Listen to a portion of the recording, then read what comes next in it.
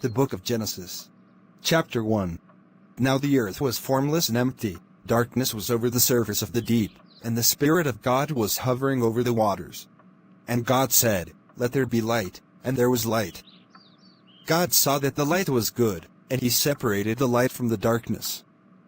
God called the light day, and the darkness he called night. And there was evening, and there was morning, the first day. And God said, "Let there be a vault between the waters to separate water from water." So God made the vault and separated the water under the vault from the water above it. And it was so. God called the vault sky. And there was evening, and there was morning, the second day. And God said, "Let the water under the sky be gathered to one place, and let dry ground appear." And it was so. God called the dry ground land, and the gathered waters he called seas. And God saw that it was good. Then God said, "Let the land produce vegetation, seed-bearing plants and trees on the land that bear fruit with seed in it, according to their various kinds." And it was so.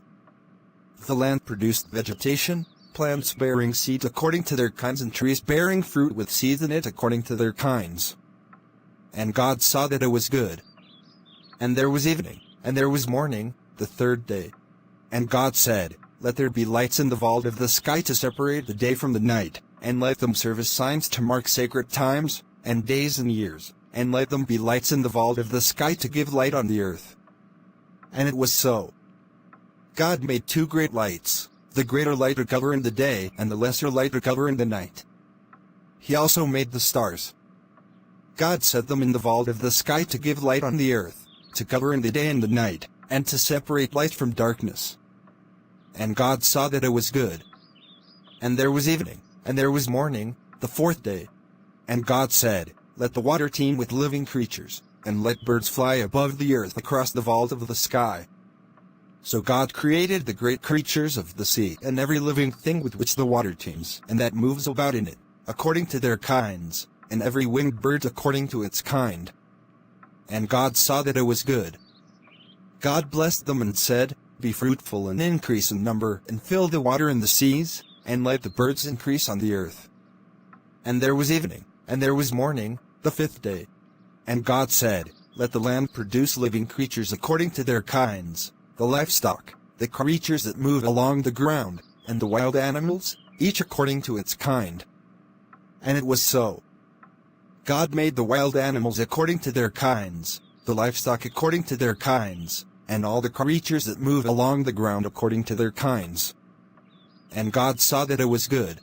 Then God said, "Let us make mankind in our image, in our likeness, so that they may rule over the fish in the sea and the birds in the sky, over the livestock and all the wild animals, and over all the creatures that move along the ground." So God created mankind in his own image, in the image of God he created them. Male and female he created them. God blessed them and said to them, "Be fruitful and increase in number. Fill the earth and subdue it. Rule over the fish in the sea and the birds in the sky and over every living creature that moves on the ground." Then God said, "I give you every seed-bearing plant on the face of the whole earth and every tree that has fruit with seed in it. They will be yours for food. And to all the beasts of the earth, and all the birds in the sky, and all the creatures that move along the ground, everything that has the breath of life in it, I give every green plant for food." And it was so. God saw all that he had made, and it was very good. And there was evening, and there was morning, the sixth day. Chapter 2. Thus the heavens and the earth were completed in all their vast array. By the seventh day God had finished the work he had been doing. So on the seventh day he rested from all his work. Then God blessed the seventh day and made it holy, because on it he rested from all the work of creating that he had done. This is the account of the heavens and the earth when they were created, when the Lord God made the earth and the heavens.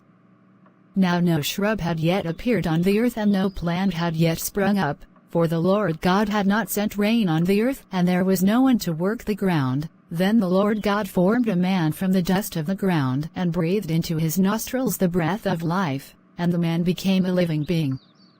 Now the Lord God had planted a garden in the east, in Eden, and there he put the man he had formed.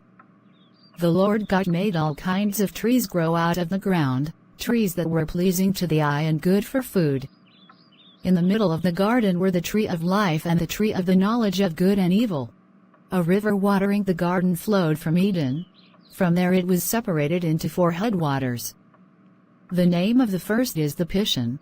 It winds through the entire land of Havilah, where there is gold. The gold of that land is good. Aromatic resin and onyx are also there. The name of the second river is the Gihon. It winds through the entire land of Cush. The name of the third river is the Tigris. It runs along the east side of Ashur. And the fourth river is the Euphrates. The Lord God took the man and put him in the Garden of Eden to work it and take care of it. And the Lord God commanded the man, "You are free to eat from any tree in the garden, but you must not eat from the tree of the knowledge of good and evil, for when you eat from it you will certainly die." The Lord God said, "It is not good for the man to be alone. I will make a helper suitable for him." Now the Lord God had formed out of the ground all the wild animals and all the birds in the sky. He brought them to the man to see what he would name them, and whatever the man called each living creature, that was its name. So the man gave names to all the livestock, the birds in the sky and all the wild animals. But for Adam no suitable helper was found. So the Lord God caused the man to fall into a deep sleep. And while he was sleeping, he took one of the man's ribs and then closed up the place with flesh. Then the Lord God made a woman from the rib he had taken out of the man, and he brought her to the man. The man said, "This is now bone of my bones and flesh of my flesh.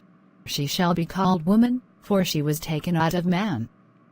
That is why a man leaves his father and mother and is united to his wife, and they become one flesh. Adam and his wife were both naked, and they felt no shame. Chapter 3. Now the serpent was more crafty than any of the wild animals the Lord God had made. He said to the woman, "Did God really say, 'You must not eat from any tree in the garden'?" The woman said to the serpent, "We may eat fruit from the trees in the garden, but God did say, 'You must not eat fruit from the tree that is in the middle of the garden, and you must not touch it, or you will die.'" "You will not certainly die," the serpent said to the woman. "For God knows that when you eat from it your eyes will be opened, and you will be like God, knowing good and evil." When the woman saw that the fruit of the tree was good for food and pleasing to the eye, and also desirable for gaining wisdom, she took some and ate it. She also gave some to her husband, who was with her, and he ate it. Then the eyes of both of them were opened, and they realized they were naked, so they sewed fig leaves together and made coverings for themselves. Then the man and his wife heard the sound of the Lord God as he was walking in the garden in the cool of the day, and they hid from the Lord God among the trees of the garden. But the Lord God called to the man, "Where are you?"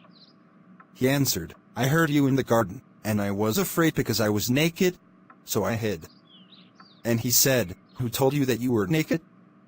Have you eaten from the tree that I commanded you not to eat from?" The man said, "The woman you put here with me, she gave me some fruit from the tree, and I ate it." Then the Lord God said to the woman, "What is this you have done?" The woman said, "The serpent deceived me, and I ate."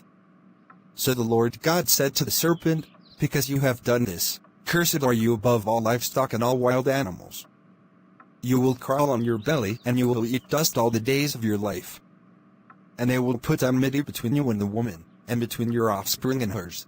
He will crush your head, and you will strike his heel." To the woman he said, "I will make your pains in childbearing very severe.